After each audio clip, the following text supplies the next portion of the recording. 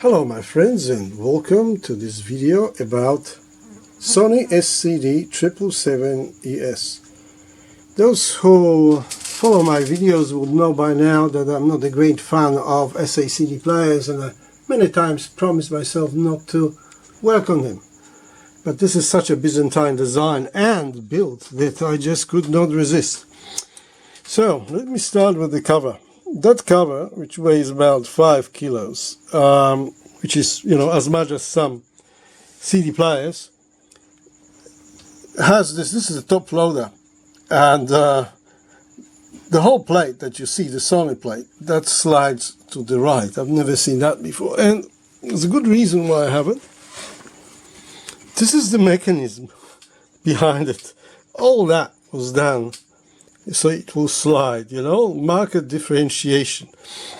Okay, so there it is. The whole player, I have 3 Wadias maybe in my workshop, and they're all 25 kilos, but look, this, I can hardly lift it with one hand. So I think it's 30 or even more. So what have we got here? We have here a very rare Sony KHS 180. These days they cost $250–300 US to replace. Although it doesn't read SACDs, I'm not quite convinced as yet that that's the issue here. About the player, the power supply. If you look at this power supply, this is good for a amplifier. Huge reserves in capacitors, which are Elna and Nikon Gold Tune. 2 transformers from Kitamura Kiden, 1 digital, 1 analog. Fairly good filter on the input. And then we have the audio section, all laid out, and this is a return of those Sony voltage rails that go along the unit. What I like also about it is that it has a good silk screen. The Sony players always tell you on the board what's where and why. And let me get the probe. Like, that's the only plug that goes to that top cover.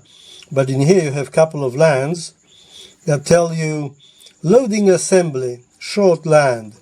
So you can actually work on the unit with the cover off if you short them. I'm actually going to make a plug to short pins in there to simulate closing of the cover.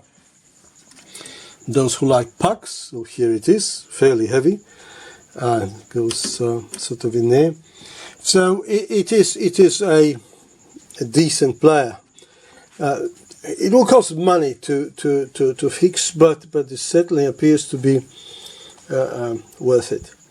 Well, that's about all. When I have do some work, I have to see if it is capacitors. You see, like that one there looks a bit swollen.